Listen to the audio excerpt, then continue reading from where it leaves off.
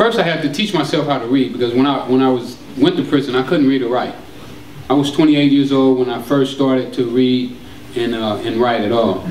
And after I started to read, it kind of got fun to me. You know, I started to read the newspapers, and then I started to read about people in the newspaper. And then one day, an article popped up, and it was Tookie Williams. And I remember Tookie from when I was a kid, when the Crips used to have the meetings at the park, and we would all ride our bikes, and we would sit around and watch him from a distance. But I admired what they were doing. And when I saw that he had started writing children's books, then it came to me that if he's an expert on gangs, then I should be an expert on drugs. And it came to me that I should write a book to educate the people about what it's like in the drug business, because I heard a lot of things that I knew wasn't true. So I felt that I should sit down and give the people an honest look inside of the drug business.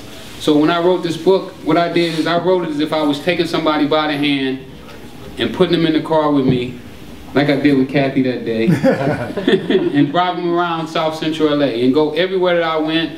I put real names in my book. I asked people, could I do it? Some people were dead, some people were in prison with life sentences without the possibility of parole. But I wanted to make this real. I didn't want to hide anything.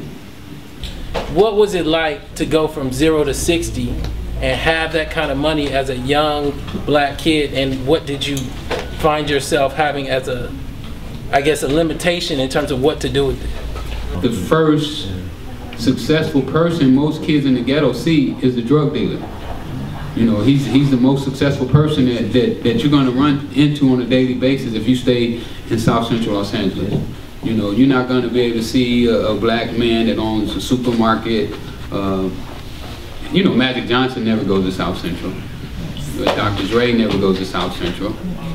None of these people, I never see them in South Central. I go to South Central, I drive around, I probably spend 200 miles a day in my car driving around different areas, doing different things in the community, and I never see any of these guys come over there. So, who are they going to look up to? Who were the first successful businessmen that they're going to run into? And that's the drug dealer. Well, in my case, it was pretty much the same thing almost, except at first it was the Crips. You know, it was Tookie. He was the guy that I wanted to be like, and the guys that was under him that I wanted to be like, Mousy and Big Jack.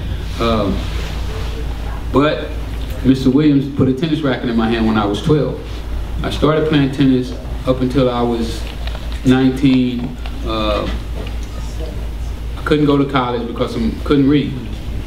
So I wound up at Trade Tech, a junior college, but I wasn't really happy about being in a junior college. I felt that my tennis skills were a 4-year college skills. You know, I had friends that played at UC Santa Barbara #1, one played at San Diego State, one played at Bakersfield, and we all was on the same tennis team. We rode from South Central together on the same bus, and they went to universities and I wasn't going, so I wasn't happy.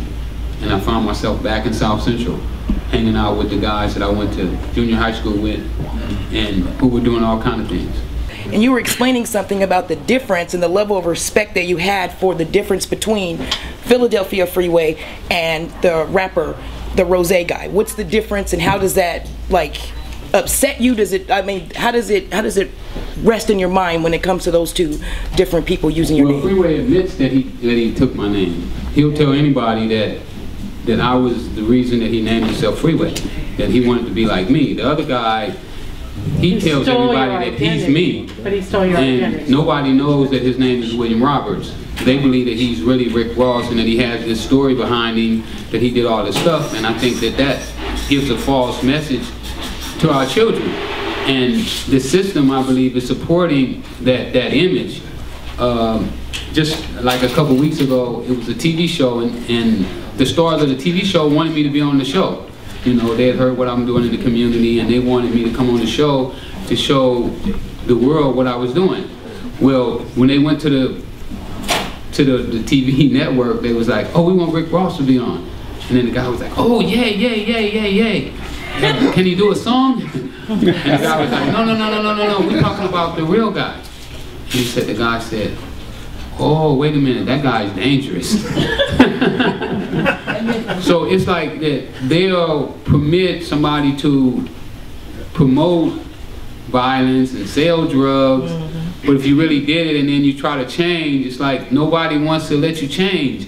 Nobody wants to give you a chance to say that I made a mistake. If I say I made a mistake, there's people who would be like, oh, you should burn. You know, so the other day somebody told me that I should burn in hell. And I said, don't I get a second chance? Shouldn't I be allowed to get a second chance? I did everything that the government and the prosecutors wanted me to do. I went to jail. I did 20 years in jail, and that's all they could do to me. So don't I have a right to now try to amend the things that I did? A lot of people tell me, hey, when you go somewhere, man, you need to dress up more. But I say, you know what? People like me just the way I am. You know, I'm gonna be accepted because of not how I look, but how I think. See, a lot of people think that how you look is what's important, but what I figured out is that it's how you're thinking. And once you're thinking right, then it'll overcome the way you look, or where you come from, or what color you are. I believe that all those barriers can be knocked down once you get your thinking right, because our minds are so powerful. I didn't really understand how powerful my mind was until I sat down and I got to reading different books about the mind and where it comes from. You know, I didn't understand that my mind could tell me how to see, how to smell, how to hear, and tell my hair to grow, could digest the food in my stomach all at the same time without me even thinking about it. Right. And with something that powerful, then to get it to make you some money was really simple. Also, to get it to make you some money is really simple. Also, make it work for you. Make it work for you. It's the most valuable thing you got. Can you recommend him those 3 books that's going to help him get to where he's trying to go? Yeah, my favorite 3 books, out of all the books I read, there was 3 books that really stood out. I read these books over 25 times now, and I still read them today. I don't read many other books right now, but I read these 3 books over and over again. George Classy, The Richest Man in Babylon, As a Man Think by James Allen, As a Woman Think, and Think and Grow Rich by Napoleon Hill. that 3 years ago. What I found out is that those books teach you how to not only get people to work with you, but how you can work with other people. Because sometimes, you know, when you're working with people, there's gonna come times that things don't go the way you want it to go. But sometimes you gotta be humble enough and smart enough to say, you know what, it's better for me just to let it go and get this done than for me to be the one who gets the credit. You know, a lot of time other people get the credit for the stuff that I do, but I don't mind, because I know in the long run I'm going to accomplish my goals, and I learned that from those 3 books. My name is Rob Hanna, and I came out to hear Rick because the kids are inspired by him. Somebody who did time, somebody who tore down the streets, and now he is trying to build up the communities again. I'm inspired by that, so I'm looking forward to working with him and doing some great things in the community together. So that's what brought me out, to see somebody make a change and give back to the community. Did you learn anything new tonight about him, about his story? I think the one thing I learned about Rick was that he sees the importance of turning around some of the destruction he caused. That's what I learned tonight, was that he has a vision for the community to give back to these kids, and that inspired me. That's what I learned about him tonight. I've been out 5 years almost. September will be 5 years.